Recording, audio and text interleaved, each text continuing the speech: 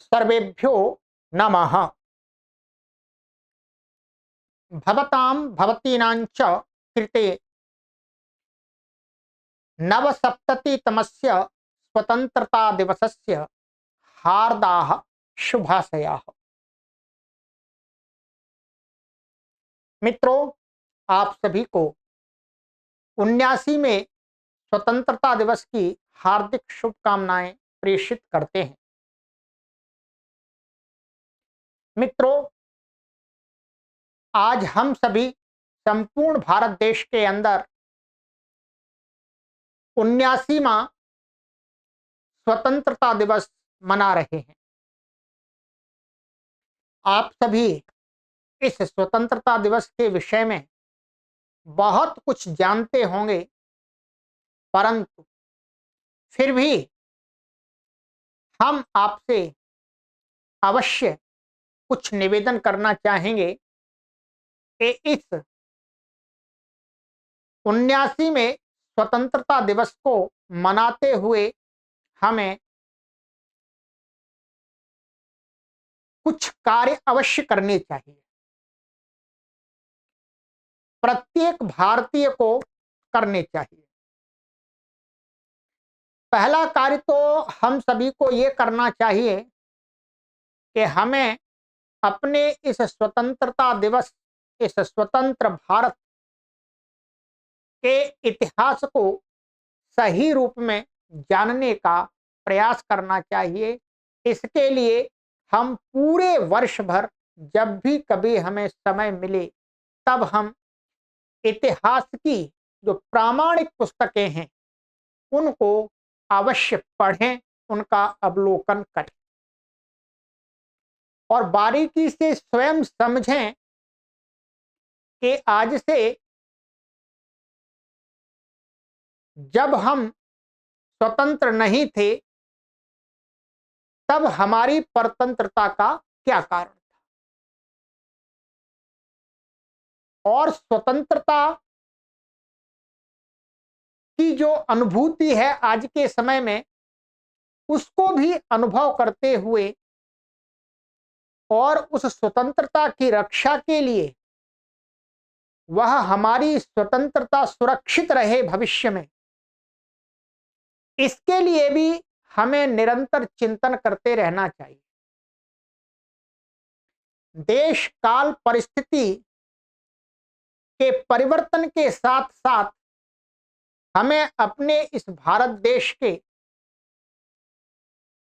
स्वतंत्र अस्तित्व की सुरक्षा के लिए निरंतर प्रयत्नशील बने रहना चाहिए। नए नए उपायों पर, नए नए विचारों पर चिंतन अवश्य करते रहना चाहिए। ये हम सभी प्रत्येक भारतीयों का कर्तव्य है। चाहे हम किसी भी क्षेत्र में कार्य कर रहे हों, चाहे हम अध्यापक हों, चाहे हम इंजीनियर हों, चाहे हम नेता हों, चाहे हम किसी भी कंपनी आदि के मालिक हों या हम कोई भी सेवक हों, प्रत्येक व्यक्ति को अपने सामर्थ्य के अनुसार इस भारत देश को भविष्य में सुरक्षित रखने के लिए अपना योगदान अवश्य देना चाहिए। उदाहरण के तौर पर मैं एक अध्यापक हूं और अध्यापक होने पर भी मैं केवल संस्कृत भाषा का मुख्य रूप से अध्यापक हूं। तो मैं अपने देश के लिए, अपने देश की सुरक्षा के लिए क्या दे सकता हूं, इस पर मुझे चिंतन करके वो कार्य अवश्य करना चाहिए। मैंने विचार किया कि मैं अपनी देश की सुरक्षा के लिए इस भारत देश की सबसे प्राचीनतम जो भाषा संस्कृत भाषा है, इस भारत देश के सबसे प्राचीनतम धर्म सनातन वैदिक धर्म जिसके शास्त्रों की भाषा संस्कृत भाषा है, मैं उसको ही लोगों तक पहुंचाने का कार्य करूं तो ये भी भारत देश के सुरक्षित रखने का भविष्य में एक साधन है। वो मैं कार्य निरंतर लंबे समय से कर रहा हूं, तो मैं अपना योगदान इस भारत देश के भविष्य को सुरक्षित रखने के लिए दे रहा हूं। और जितना अधिक मेरे से हो सकेगा उतना अधिक मैं इस भारत देश को सुरक्षित रखने के लिए योगदान देना चाहूंगा।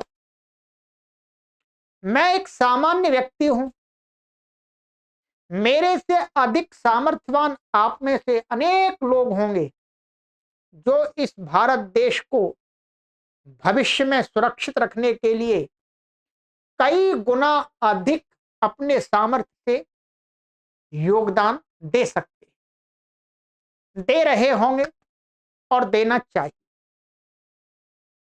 ये हमें प्रतिज्ञा कर लेना चाहिए और इस भारत देश का व्यक्ति कभी ये ना सोचे कि मैं इस भारत देश की सुरक्षा के लिए कुछ नहीं कर सकता। ऐसा कोई भी व्यक्ति असमर्थ नहीं हुआ करता। प्रत्येक व्यक्ति में इतना सामर्थ्य हुआ करता है कि वो अपने देश के लिए किसी न किसी निमित्त से अपना योगदान अवश्य दे सकता है। धनवान धन के माध्यम से दे सकते हैं, बुद्धिमान बुद्धि के माध्यम से दे सकते हैं, और जो धनवान भी नहीं है, बलवान भी नहीं है, वो सेवा करके भी अपना योगदान दे सकते हैं। प्रत्येक व्यक्ति अपना योगदान दे इस भारत देश को सुरक्षित रखने के लिए, क्योंकि ये भारत देश किसी एक व्यक्ति का नहीं है, ये संपूर्ण भारतवासियों का भारत देश है। इसलिए प्रत्येक भारतवासी का ये उत्तरदायित्व बनता है कि वो अपने देश को सुरक्षित रखने के लिए अपने सामर्थ्य का प्रयोग करें।